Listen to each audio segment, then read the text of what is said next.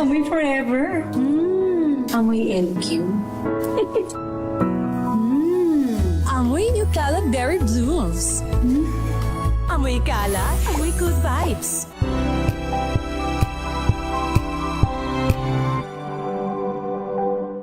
Maulan man, no worries na amoy kulog ang damit. Charm, Fabcon, bangong kumaka-bloom, tanggal amoy kulog sa bango ng charm. Kaya gamit ko, Charm Fabcon with Bloom Fresh technology. Kills 99.9% of kulob-causing bacteria. May aroma burst pa of thousands of flowers and berries. Ang sampay sa loob, no amoy kulob. Bangong kumaka-bloom sa charm. Charm Fabcon. ACS.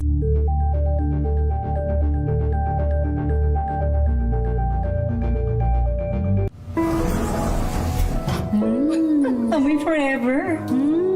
Amoy LQ. Amoy Nucala Berry Blooms. Amoy Kala, amoy good vibes.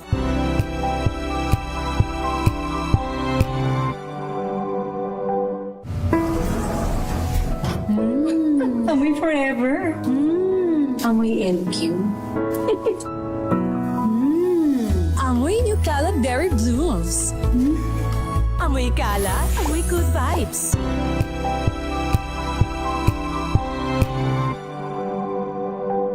Tambalang Anthony Taberna at Jerry Baha ang gigising sa inyong umaga dahil lalatay ang humahagupit na diskusyon at komentaryo Lunes hanggang Biyernes sa 2x2.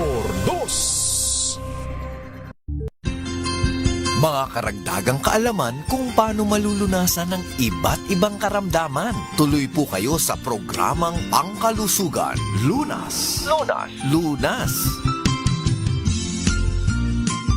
Magandang gabi po, Luzon, Visayas at Mindanao. Faith Salaver Clamor po ang inyong kasama. Ito po ang programang Lunas.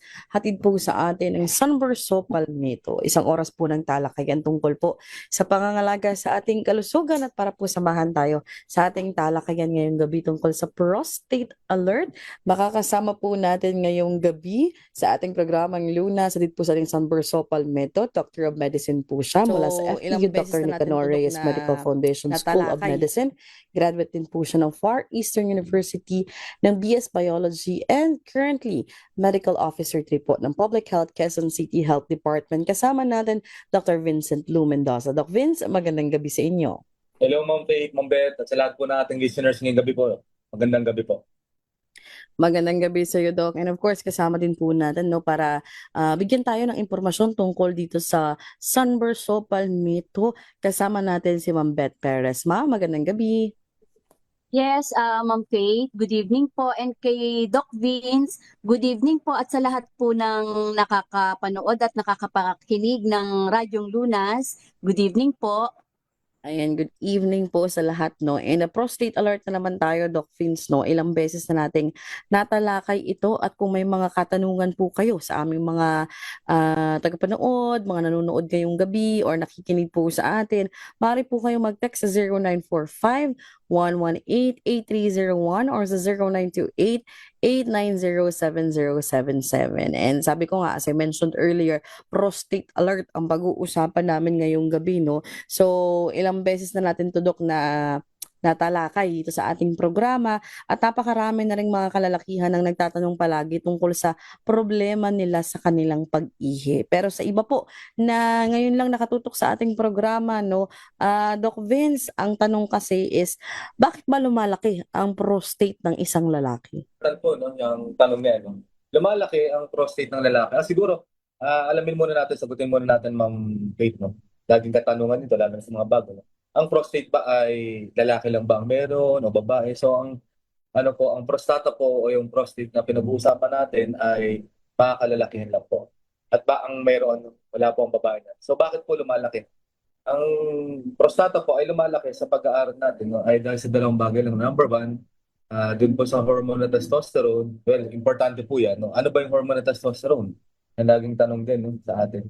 Yung hormone na testosterone ay importante yan dahil yan po yung nagbibigay ng pagkalalaki na feature sa isang lalaki.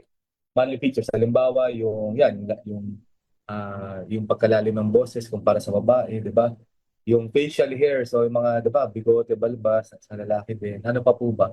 Halimbawa, kung ikaw ay mahilig mag-gym, mahilig mag-workout, no, yung muscle tone, no? So yan po importante ng hormone na testosterone. Number two, natagpuan din kasi natin, no, habang nagkakaedad kasi, ang isang lalaki ay patuloy yung pagsikrito, yung paglabas na yun, yung paglabas na ng tinatawag na hormone na testosterone sa katawan. Kaya yung aging na tinatawag, no, ibig sabihin po na habang tayo ay nagdadagdagan ng birthday, ay talagang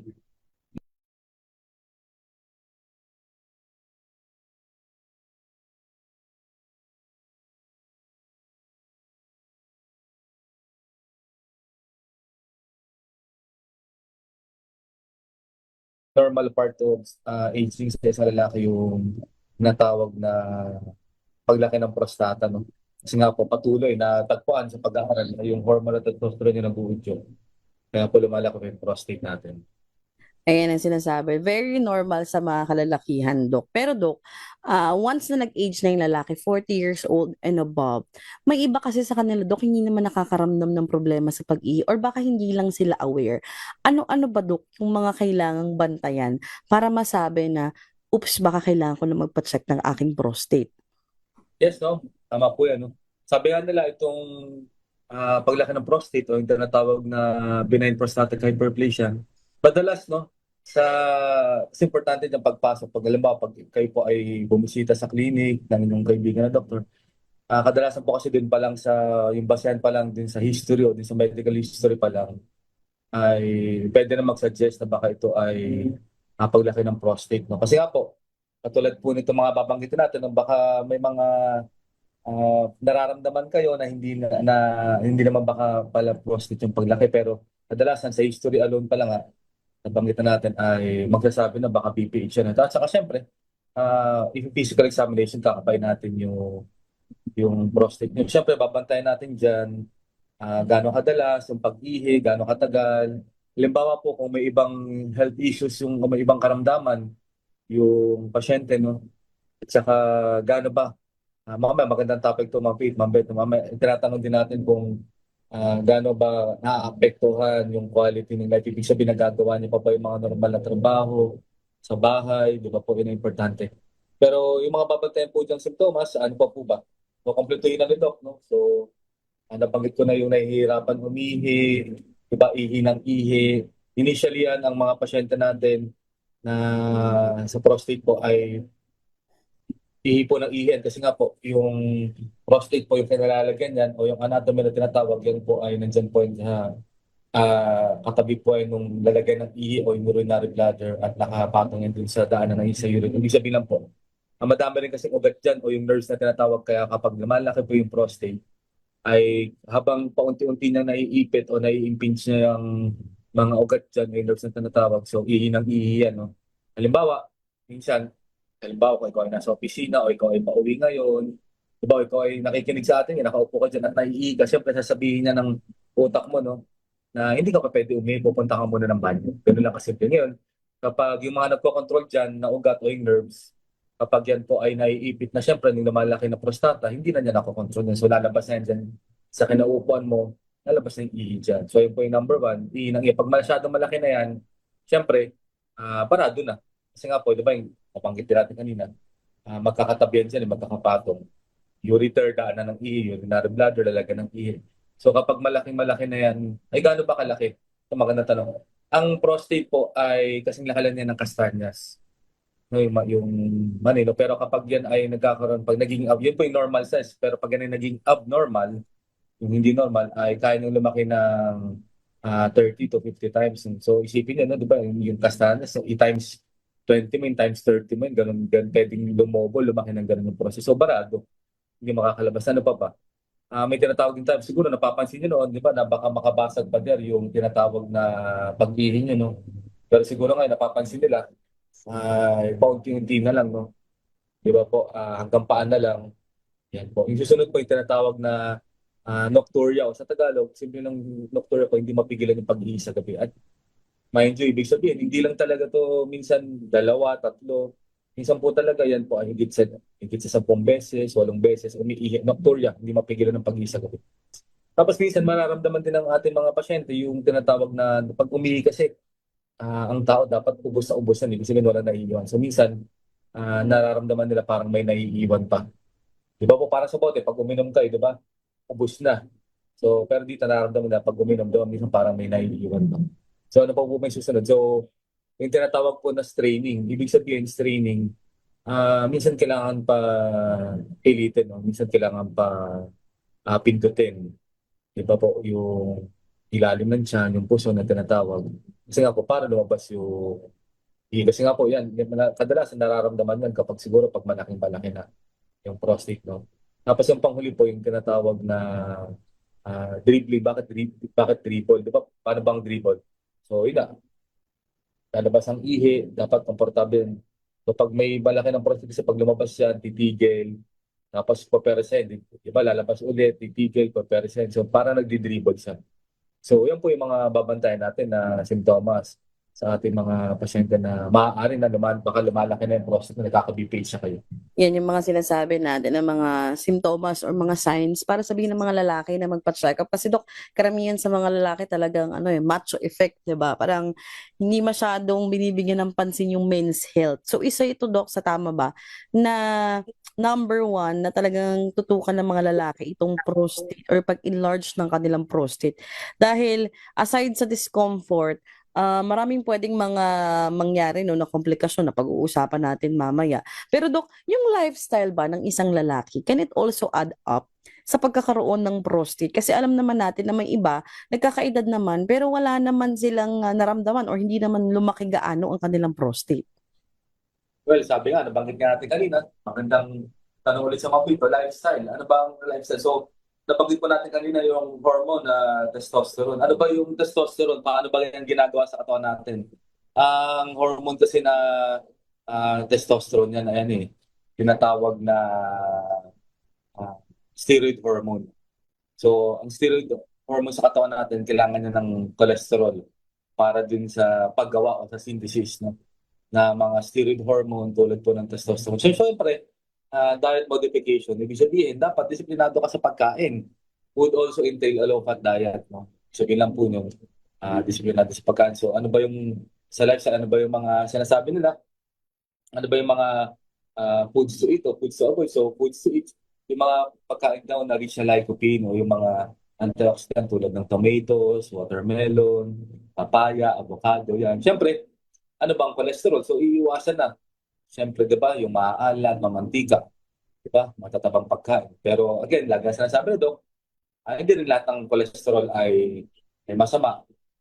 Magdugtungan pa lang. Siyempre, nabanggit din yung ni Ma'am Faith, no? Siyempre, meron kasi sa pag-aaral natin, kapag ang isang lalaki ay umabot dyan sa edad na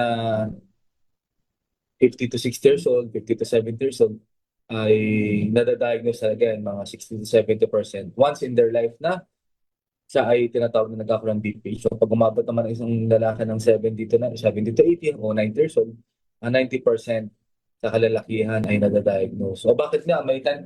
Bakit may porsyento na? So yun nga po, maaari na baka undiagnosed, hindi sila na-diagnose. Yan po ay baka maaari lumaki ng prostate node nila, gumaling na, lumiit na. Diba, hindi natin nalaman.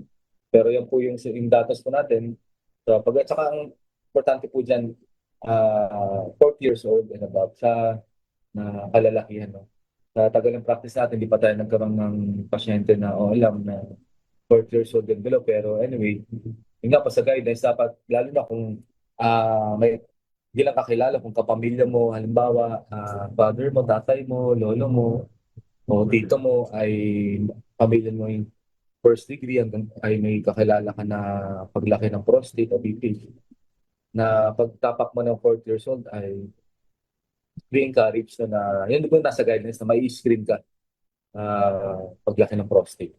Ayan. So again po, mahalaga po ito, no? Kasi sa mga kalalakihang nanonood at nakikinig sa atin ngayong gabi, itong enlarged prostate or tinatawag na benign prostatic hyperplasia ay very common sa mga kalalakihan, especially nagkakaedad ng 40 years old and above. Sa mga karagdagan po ninyong katanungan, sasagutin po namin yan sa pagbabalik po ng ating discussion sa programang Lunas ngayong gabi. Kung gusto niyo pong makisali sa ating talakayan, 0945-118-8301 or sa 0928-890-7077.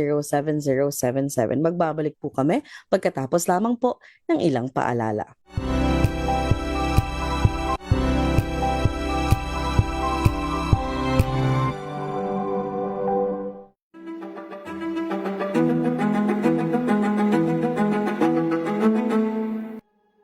Sa spectrum, merong nakakapagsalita, merong hindi nakakapagsalita, merong underneath them, let's say, sensory challenges na nangyayari na hindi nila ma-express. So, meron silang magiging action na sa tingin ng iba, hindi tama or hindi kaaya-aya. Siyempre, several nights of crying that kahit habang ko umiiyak pa ako, that I have to do something as a mother. I have to find out what we can do for him. Ang gusto po natin ay ma-empower. No? Ma-empower ang mga Filipinos on the spectrum to become the best that they can and that they can be self-reliant, independent, productive, at socially accepted members ng isang Autism OK Philippines.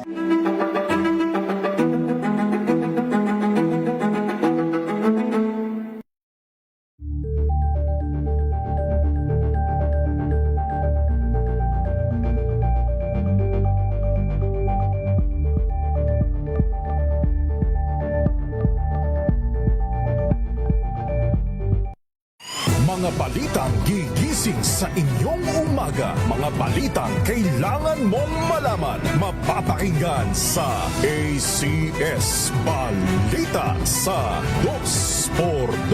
Kasama sina Anthony Taberna at Jerry Baha. Lunes hanggang Biyernes.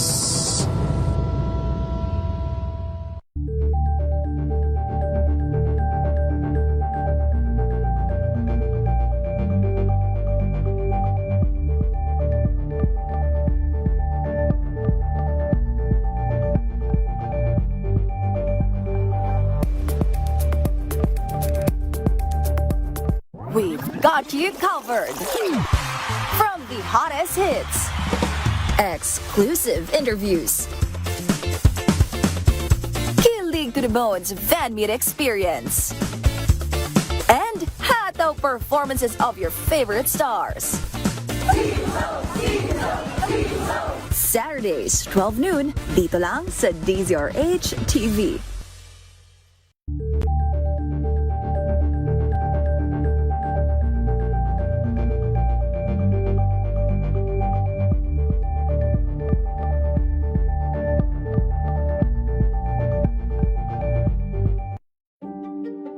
Buklatin ang mga pahina. Pakinggan ang boses ng lipunan. Tunghayan ang mga issue mula sa ibang katayuan. Nakakalungkot kasi deserve ba namin ng ganito? Na hindi nila alam kung ano talaga yung kanilang mga karapatan. Yung gobyerno, tinulungan nila yung kanilang magsasaka. Pinapatahimik tayong lahat using various laws. Through education, kayang-kaya nating baguhin yung ganitong klaseng pag-iisip. Isang kwento, iba't ibang anggulo. Dito, sa Point of View.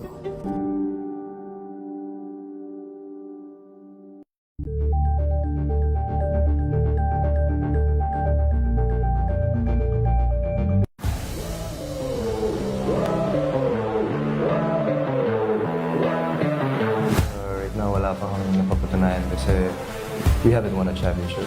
To me, it means everything.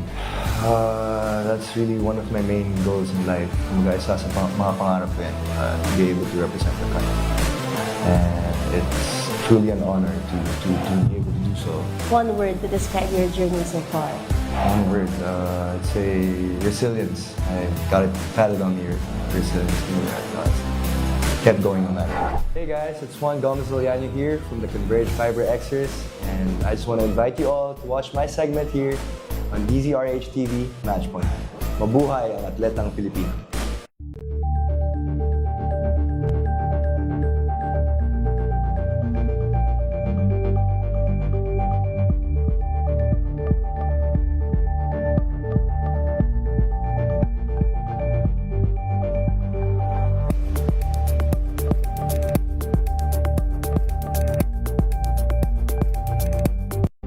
maagang balitaan, maagang usapan sa mga issue at balita. Kasama si Kuya Angelo Palmones sa Magandang Umaga Pilipinas. Mula Lunes hanggang Biyernes.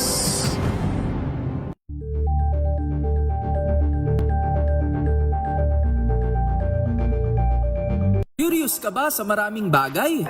Kami na ang bahala dyan. Aalamin, tutuklasin at bibigyang linaw namin ang mga katanungang bumabagabag sa inyong isipan. Sa programa kung saan ang bawat sagot ay galing lamang sa mga eksperto. Ang Expert's Opinion, tuwing linggo 3:00 ng hapon, dito lang sa DZRH TV.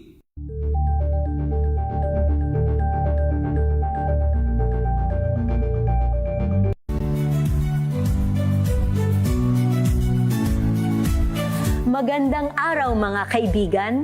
Ito po ang inyong balerina ng bayan, si Lisa Makuha Elizalde, na nag-aanyaya sa inyong samahan kami at ang aming mga espesyal na panauhin para sa kalahating oras ng masayang kwentuhan sa aming programang Art to Art, kung saan ang usapang sining at kultura ay para sa lahat.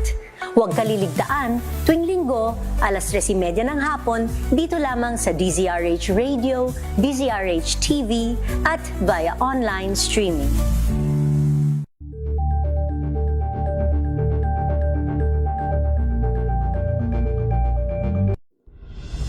Tuloy-tuloy ang pagtulong, tuloy-tuloy ang pagseserbisyo at tuloy-tuloy ang balitaan kasama si May Binauhan sa Operation Tulong mula Lunes hanggang Biyernes.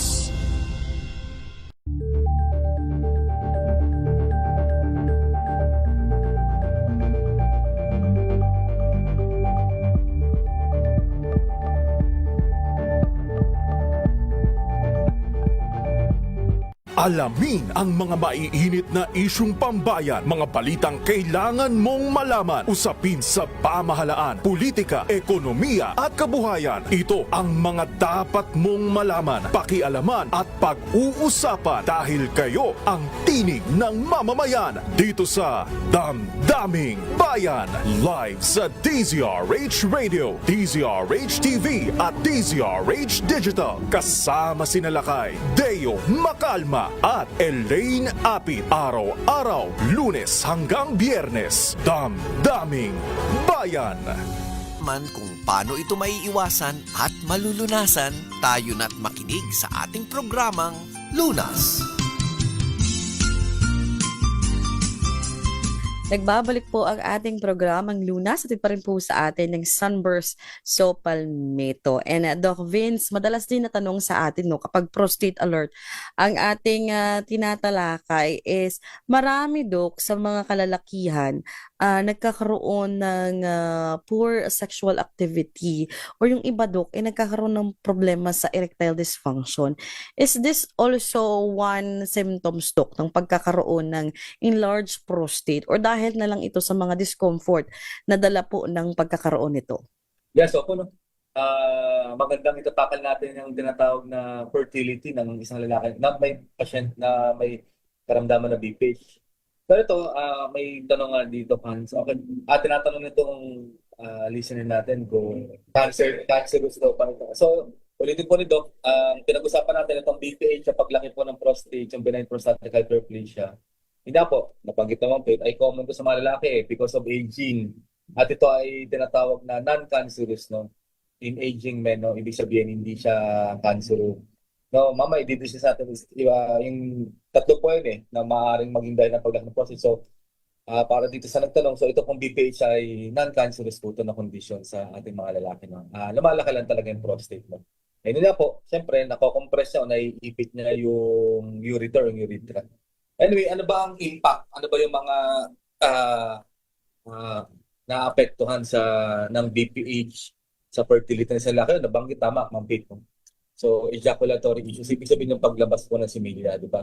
Kasi nga po, kapag malaki ng prostate, no, pwede itong maging dahilan, no, na maging masakit, no, o madali, o yung tinatawag na paglabas ng similya o ejaculation. Siyempre, mababawasan yung tinatawag na volume ng simila ng lalaki. Ang madagdag ko lang pala, lalo na sa mga bagong listeners, nabanggit natin kanina yung anatomy ng prostata bago pumunta ng pre-combat naman.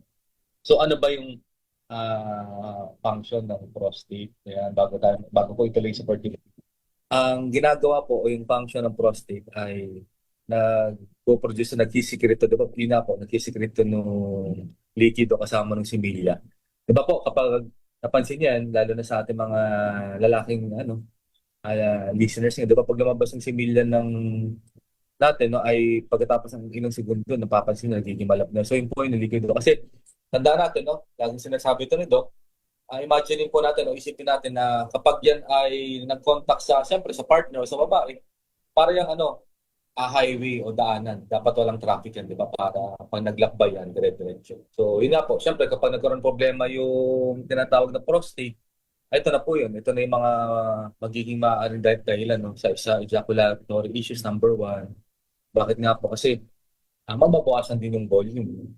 So, pwede rin magkaroon ng tinatawag na retrograde ejaculation. Ibig sabihin sa Tagalog, imbis na lumabas, retrograde, pabalik. Ibig sabihin na palabas yung pag-ejaculate, yung labas ng similya ng lalaki. So yung similya po ay pwedeng bumalik at di ba pumasok lang dyan sa daanan ng ihi. Di ba? So sayang, no? Sa masakit po yun, siyempre. So ano pa ba? Number 2, yun na po, nabanggit ko kanina, yung similya, yung quality niya, yung kalidad niya, nababawasan din. Kasi nagkakaroon dyan tinatawag ng inflammation o nasusugatan, ibig sabihin. No? Pag matagal na nga po yan, pag long weeks na, ibig sabihin, pag chronic na, pag matagal na nasusugatan, dahil nga din sa malaking prostate, dahil naiipit na, nabanggit natin, naiipit niya yung mga structure dyan, naiipit niya dyan yung nerves, yung daanan.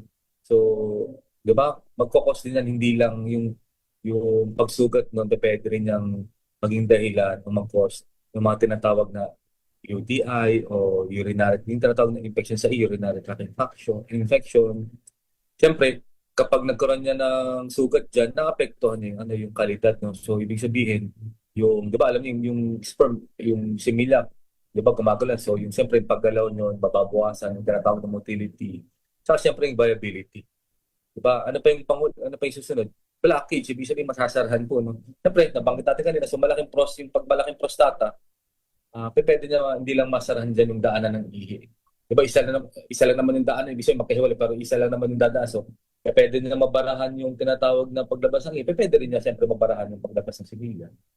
So, yan po yung mga pwedeng maging maapektuhan yung tinatawag na fertility, gawa po ng BPH.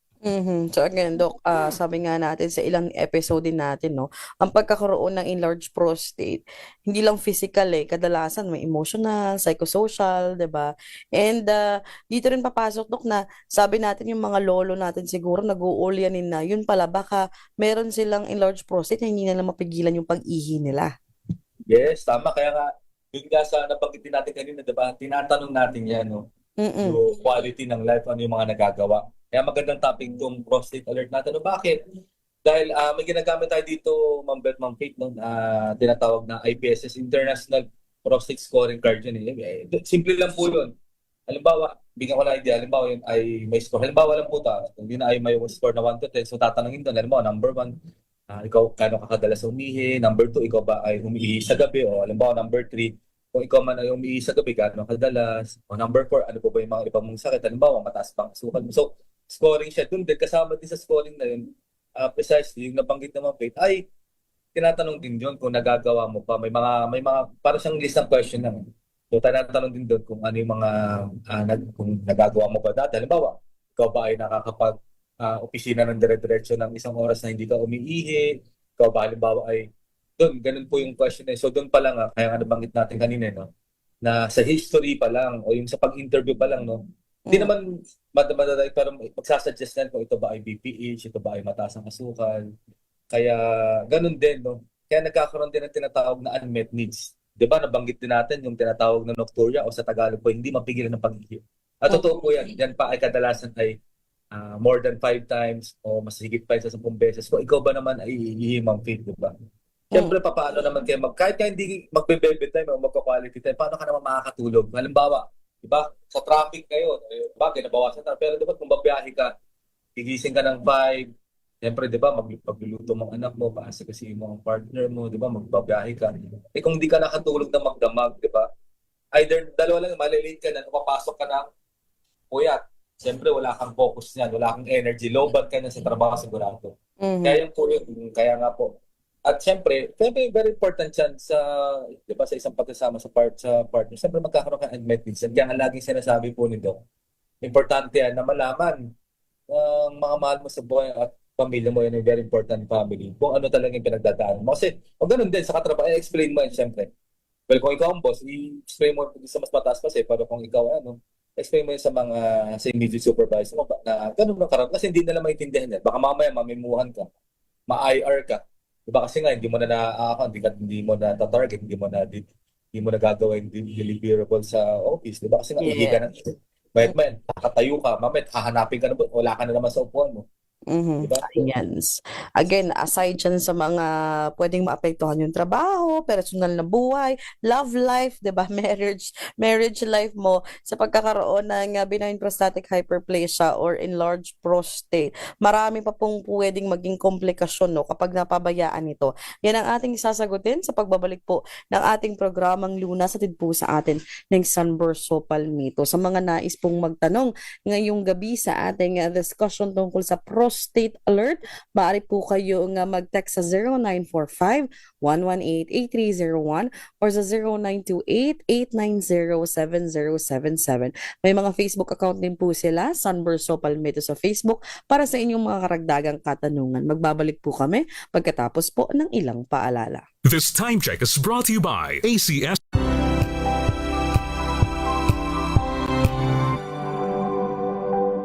Hello, Washi! Laundry day na naman! Yay! Anong meron? Mancha ng chocolate, putik, may libag pa! Kaya natin yan!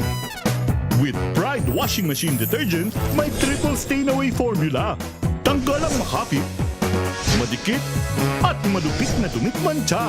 Kaya easy-easy ang labada. Mula noon hanggang ngayon! All you need is pride! All you need is pride! ACS! May nagbago! May arte! May budget! Akala nyo lang yon. So solid! White Rose Papaya, wow! White Rose! White Rose Papaya, wow! White Rose! White Rose Papaya! May glow up with White Rose Papaya! White Rose Papaya. May puti power times 2 kasi may papaya at niacinamide. May shea butter and tea tree oil pa. Kutis sulit ang glow up. Glow up with White Rose Papaya! White Rose Papaya. Kutis sulit ang glow up. ACS! Wow, ang saya. Isang barangay na labada, puro mancha pa. Goodbye, pahinga. Mommy, isang laba lang yan sa Pride Bar Blue. May powerful stain-away enzymes na malupit sa dunit mancha. At di masakit sa kamay. Isang laba lang yan! Hello, pahinga. Hello, Pride Bar Blue! ACS!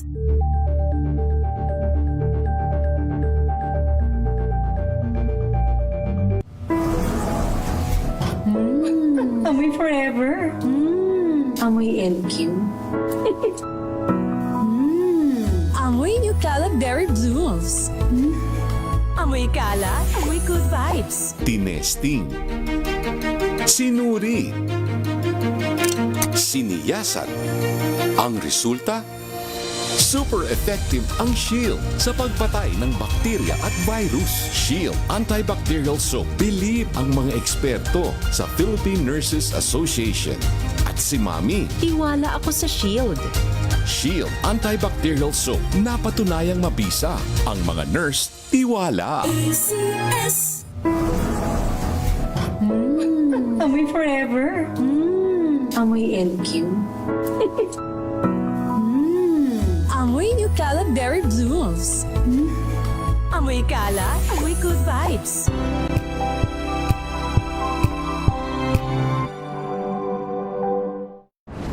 Kung good vibes ang hanap mo, dito ka na sa sigurado.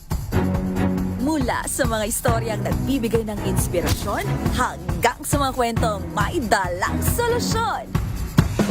Mga balitang pampagaan ng pakiramdam at pampaganda ng araw. Hindi lang ba sa good news, kundi the better news. Mula Lunes hanggang Biyernes, 1:00 ng tanghali sa DZRH TV.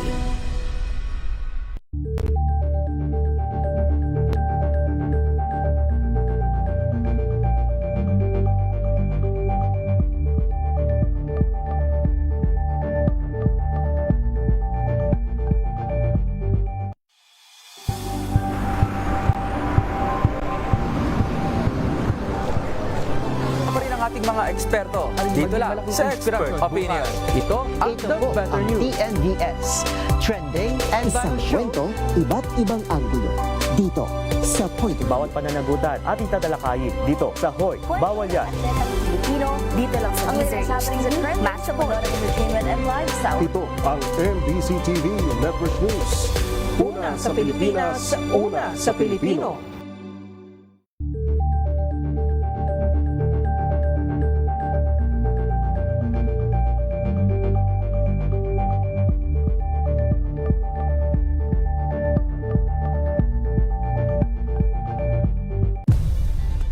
Nagsimula sa pangarap hanggang sa maabot ang tagumpay.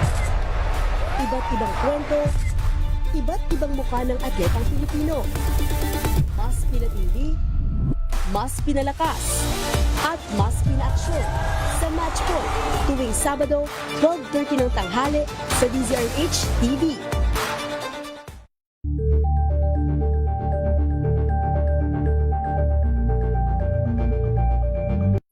Is better than cure. Kaya para sure, atin ang pakinggan ang palatuntunang pangkalusugan. Lunas! Lunas!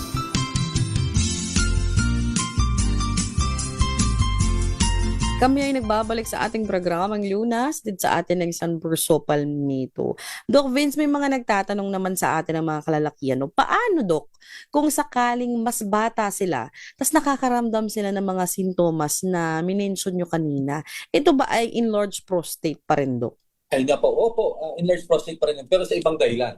Mm-hmm. No? Nabanggit natin kanina, itong pinag-uusapan natin, ito yung tinatawag na BPH. Nabanggit din natin kanina na ito ay 40 years old o 40 anyos pataas. At tama po yun, no? May mga pasyente tayo, totoo yan, no? Na, Doc, at sabi nyo 40 years old and above, kakilala ko, wala para siya 40 years old. Pero sinabi ng doktor niya ay ang dahilan ng malaki din. Opo. So, isa-isahin na po natin. So, yun po yung una, itong BPH. So, itong susunod na sakit o itong susunod na grupo ay kadalasan ito yung mga pasyente, mga kaibigan natin na may mga history ng ng tulo o STO, yung tinatawag na nasa sexual active at kadalasan, yun nga po, ito po ay nakikita din sa mga edad na nasa 30s, nasa 20s. At tama po, no? At malaki din ang prostate. Bakit? Dahil sa infection. Ito po yung tinatawag na prostatitis. At kapag ang sakit po ay dahil sa ito pa isang uri ng bacterial infection. No? So kapag ang sakit po ay gawa ng ito pong infection, ay walang ibang gamot yan kundi antibiotic.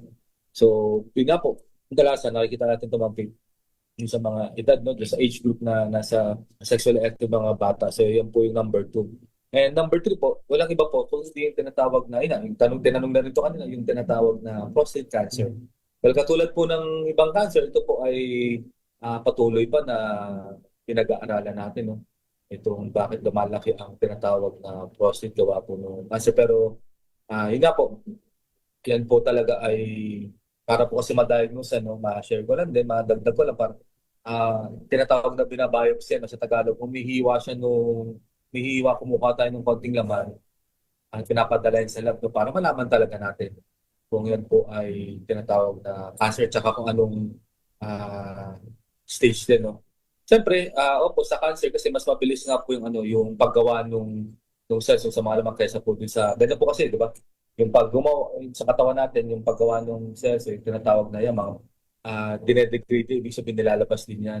Parang pag kumakain tayo, yan po ay dinudumi natin ng umihi. So, ganun lang din sa cancer. So, mas mabilis kasi yung paglaki niya kaysa sa pag-degrade o yung paglabas. Kaya yan po yung normal po. Opo, tama po. Ayun nga po. So, yung pagbabasura ng katawan natin mas konti. So, pero nga po, ito nga po yung maganda tanong. May tanong kasi, hindi nga po, non-cancerous nga po itong tinatawag na BPH. Ayan, so walang kinalaman ang pagkakaroon ng prostate enlargement sa pagkakaroon ng prostate cancer, no? Kasi yun yung karamihan din talaga ng fear, Doc, no, ng mga kalalakihan. Pero Doc, ano pang mga komplikasyon kung sakaling, sabi ko nga, mga kalalakihan yan, kung problema lang sa pag-ihi, baka ipagsawalang bahala lang. So kung hindi nila i-address ng maaga itong problema sa pag-ihi, Doc, ano ba ang mga pwedeng komplikasyon na mangyari? Ayun nga, no? Well, yung prostate, per se, prostate na paglaki, madali gamutin naman, may didiscuss na. Pero ano ba yung mga komplikasyon niya, no? So, syempre may mga komplikasyon tayo tulad ng tinatawag na, nabanggit natin kanina, yung UTI, ibig sabihin po, urinary tract infection, no? At hindi lang po minsan, no? May tinatawag tayo dyan na paulit-ulit or recurrent na UTI. Ano pa ba? Number 2, may tinatawag ng tayo, pwede mag-create o magbuo ng tinatawag na stones, no? Opo. Kasi nga po, di ba, pag dumating na dun sa punto, na barado na, hindi na makalabas ng ihi. So, naiipon yan dun sa urinary bladder o sa Tagalog po yung lalagyan ng ihi. At rich po, mayaman po kasi sa mineral yan. So, magbobuo yan dyan ng stones. At kadalasan, kadulad po ng ibang, di ba, sa hindi yan pare-pareho ng size. Yung pagbuo po ng bato sa katawan ng natin. No? Kaya, at yung ureter po, di ba, nabanggit ko kanina, yung daanan ng ihi, yung ureter, manipis na laman lang po yan. At kapag yung dadaan po dyan ng bato ay mas malaki dun sa dadaanan niya, siyempre, ganun din po. Parang inflammation din, nabanggit natin, o magkakaroon naman yan ng ischemia. Inflammation, siyempre. Na minsan, di ba, yung mga pasyente o mga kamag-anak natin na dinadala po sa emergency room o sa outpatient, sa OPD, pag nilalagyan natin ng sonda yun, pag di na ibig sabihin, nilalagyan ng catheter. Nung sa mapapansin, minsan, may dugo kasi nga po, nagpa-pass through, lumalabas yung bato na mas malaki dun sa daanan ng ihi. So ano po ba? Yung mga komplikasyon din po tulad ng tinatawag na obstructive nephropathy. Kasi kapag masyadong malaki na yan, di ba? Mababarahan niya yung pagdaloy ng ihi. Siyempre, resulta yan sa dagdag na pressure din sa tinatawag ng bato sa kidneys natin. Siyempre, which may lead to dialysis. Kaya, yun na po, nabanggit natin kanina, kaya siyempre importante yung tinatawag na disiplinado sa pagkain. Kasi nga, di ba, number 1, yung hormone na testosterone, di ba, bumabalik number 1, hormone na testosterone ay kailangan niya ng cholesterol dahil yan ay isang steroid hormone. Kaya yung, di ba, disiplinado, bawal yung iiwasan, di naman bawal, iiwasan po yung maalat, mamantika, di ba? Siyempre number 2 yung aging. Yan po yung dalawang 1 and 2 talaga yan. Hindi pa natin mapipigilan. So, pero pwede natin, di ba, gawa na para tutulungan natin ang sarili natin.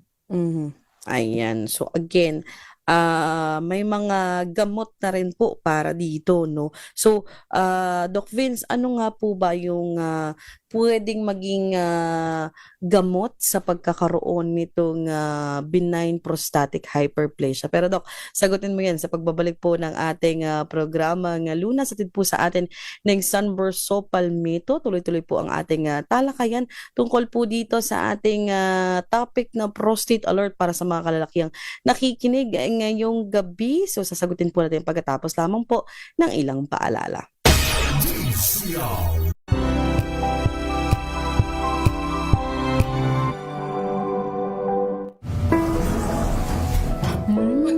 Amoy forever. Amoy LQ. Amoy New Cala Berry Blooms. Amoy Cala, amoy good vibes.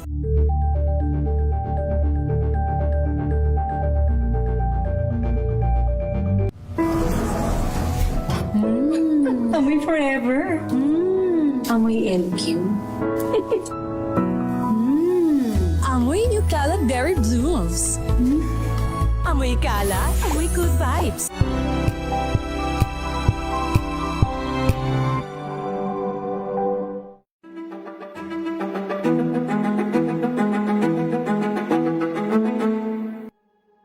Sa spectrum, merong nakakapagsalita, merong hindi nakakapagsalita, merong underneath them, let's say, sensory challenges na nangyayari na hindi nila ma-express. So, meron silang magiging action na sa tingin ng iba, hindi tama or hindi kaaya-aya.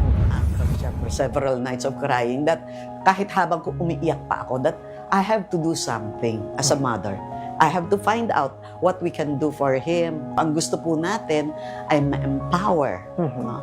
Ma-empower ang mga Filipinos on the spectrum to become the best that they can and that they can be self-reliant, independent, productive, at socially accepted members ng isang autism okay Philippines.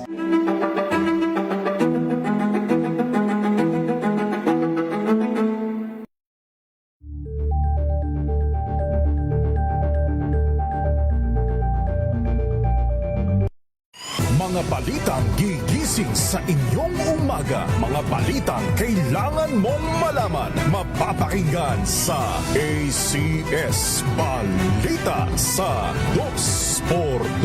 Kasama sina Anthony Taberna at Jerry Baha.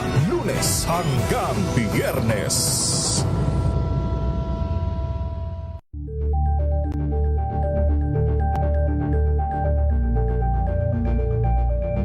We've got you covered. From the hottest hits, exclusive interviews, kilig to the bones fan meet experience, and hataw performances of your favorite stars. Saturdays, 12 noon, dito lang sa DZRH TV.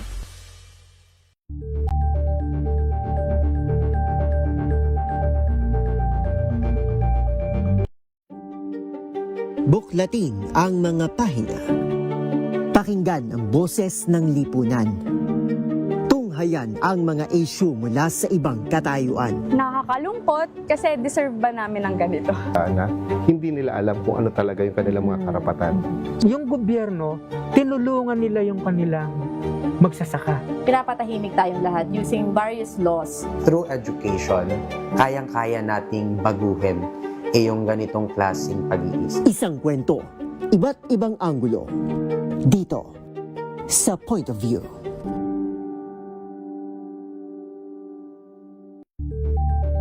Sa karagdagang kaalaman kung paano maiiwasan at malulunasan ng iba't ibang karamdaman, atin ang pakinggan ng programang Pangkalusugan, Lunas. Nagbabalik po ang ating programang Lunas dito rin po sa atin ng Sunburst Palmetto. So, Doc Vince, ang tanong sa atin ay may lunas ba, Doc, ang pagkakaroon ng benign prostatic hyperplasia? Kasi ang kinakatakutan ng mga kalalakihan magpa-check up, baka operahan sila agad. Opo, no. May mga pwede tayong inumin na nagamot, nabanggit na natin. Pero ito, masingit ko lang. No, may tanong kasi, ano ba yung mga, ano daw ba pwede? Ito, may mga test ba? O sige, bago natin sagutin yung tinatawag na mga gamot, mga date, mga bed. No? So ito, o nga po, may mga, bukod sa mga nabanggit natin, so may mga testing type na maaari din gawin no, bago yan, bago kayo magamutan. No? Tulad po yung tinatawag na number 1. Kasi nga, nabanggit natin yung test, yung urinalysis. Kasi ina-examine nga natin, no? Kung ikaw ay may, diba, kung may infection sa ihi, may pwede rin yan. Yung susunod, pwede rin kadalasan pinapa-urine culture, pinapa-culture kasi para malaman natin yung mga susceptible, yung mga bacteria na ano po. Diba? Pwede rin tayo magpakuha ng tinatawag na electrolytes, diba? At saka yung tinatawag na PSA, kukuha na ng dugo. Dahil i-check po natin yung tinatawag na prostate specific antigen po. Yung level po ng katawan sa tao. Kaya yun po, last po, pwede rin tayo magpa-ultrasound. Yung mga bakit ultrasound? Para makita natin yung gaano kalaki, ano yung ano po ng prostate nyo. Tsaka last na, madagdag, ang pinakamabilis yan at libre pa, walang iba kundi tinatawag na DRE, yung digital rectal exam. Alam to, yung mga nagpapa-annual physical examination, 2 to 1. Di ba po ba, Dok, bakit gano'n? Wala na ba ibang parang, di ba pwede nakahiga? Hindi po ba pwede nakahiga eh.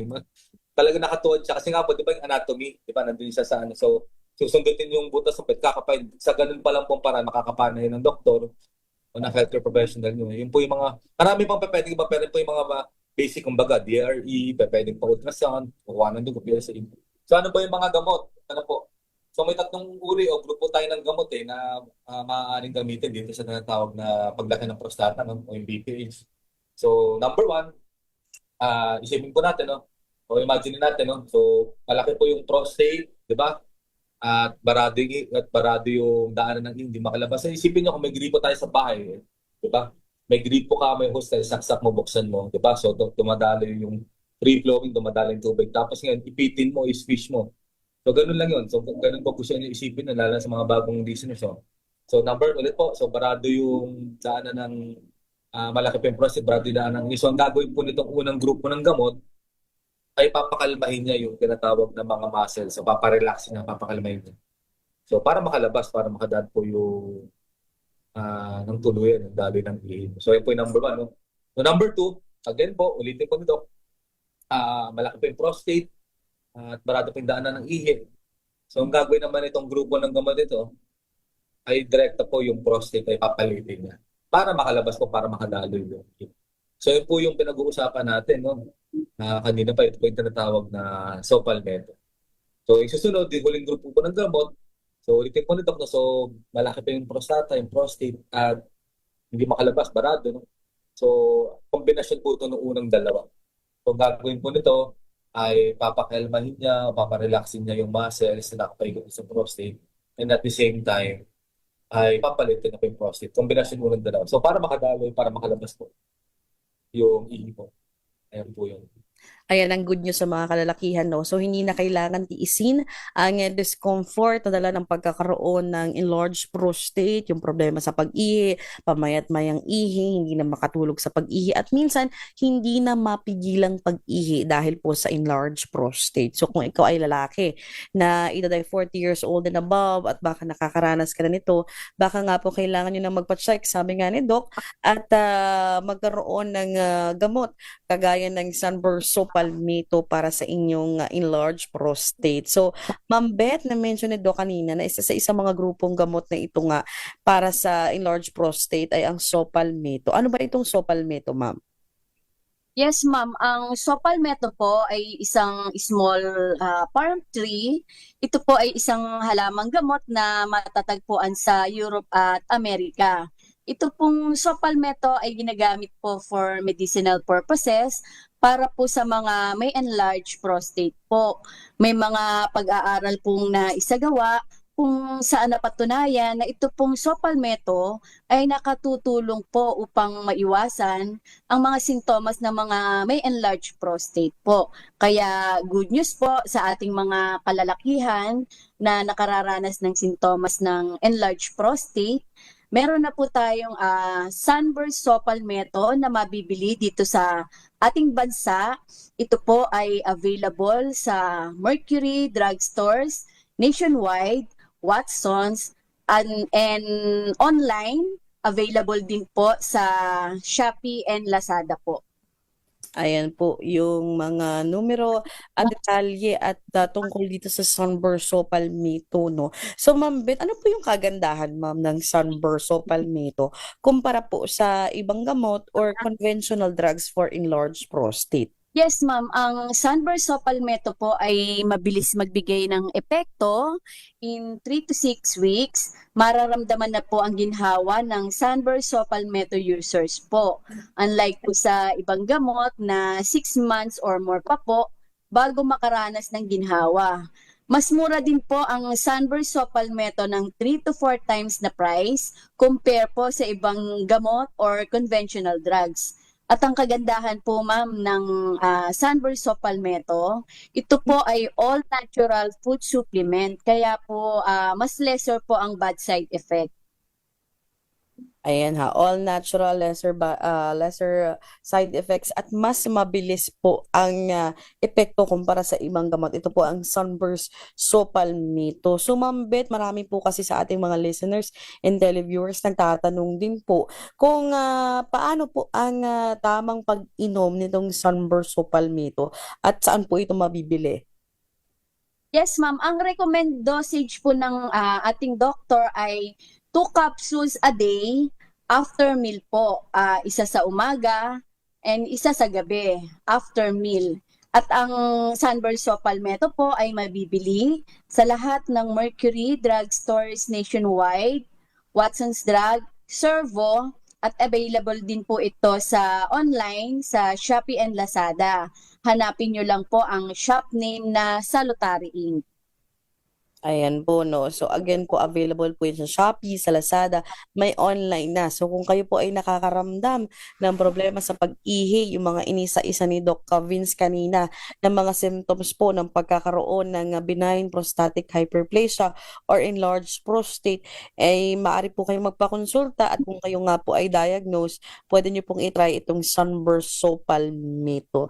Again, Ma'am Beth, saan po ulit mabibili ito, ma'am? At ano po yung mga social media accounts, no, nyo na pwede silang magtanong, no, kahit after po nitong ating programa ngayong gabi.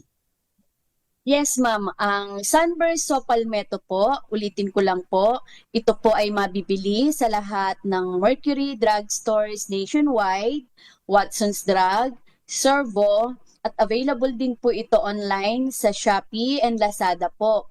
Hanapin nyo lang po ang Salutary Inc. Para naman po sa may mga katanungan, mag-text lang po kayo sa 0945 118-8301 or sa 0928-890-7077. Pwede rin po kayong mag-message sa aming Facebook account. I-type nyo lang po ang Sunburst Sopalmeto. Ayan po ang mga impormasyon tungkol sa ating tinatalakay na Sunburst Sopalmeto, no. So wag na pong tiisin ang discomfort, dala ng problema sa pag-ihi dahil sa enlarged prostate, dahil nandito na po ang Sunburst Sopalmeto. And Doc Vince, bago tayo magtapos sa ating programa ngayong gabi, baka may mga huling paalala ka, Doc, para sa mga kalalakihan or sa lahat na nakikinig sa atin ngayong gabi. Ay nga po, no, sa ating lahat ng listeners, mga Faith Ma'am Beth, no, celebrate natin ngayong April 2026. Tuwing April yan, yung World Immunization Day. So ang team nga ngayon, so magpabakuna, no, sa lahat ng henerasyon, ang bakuna talaga ay epektibo. No? Vaccines work, no? Kaya lalo na ngayon, no, ubos si Ponta, magpapabakuna. No? Tsaka, padagdag ko lang, no, lagi magpapatingin sa talagang totoong doktor. No? Mga balita tayo sa Makati na raid, diba? Mga fake o mga wala mang lang lisensya na doktor. So, mag-ingat po kasi din tayo sa mga tinatawag na false information, no, na hindi naman nanggagaling sa mga doktor talaga. Kaya very important. Kasi baka mamaya mag-cause ng panic yan. Delikado, no? Hindi na natin kailangan yun sa panahon ngayon. Kaya dapat make sure lang na talagang doktor kung may katanungan kayo, di ba? Nandyan ang contact number natin. Nandyan, okay, may mga kakilala kayo. Din talaga sa mga lisensyadong doktor. At kakalabas lang last week, di ba? Ng ating PLE, congratulations sa mga bagong pasang doktor, physician licensure exam. Congratulations po. At maraming salamat po, magandang gabi. Lagi po natin tandaan na kapag tayo ay healthy, tayo ay happy. Good evening po. Maraming salamat, Dr. Vincent Lu Mendoza ng Quezon City Health Department. Nakasama natin sa ating isang oras ng talakayan tungkol po dito sa prostate alert. Maraming salamat again, Doc. And of course, maraming salamat, Ma'am Beth Perez mula po sa Sunburst Sopalmeto. Yes, ma'am. Thank you po.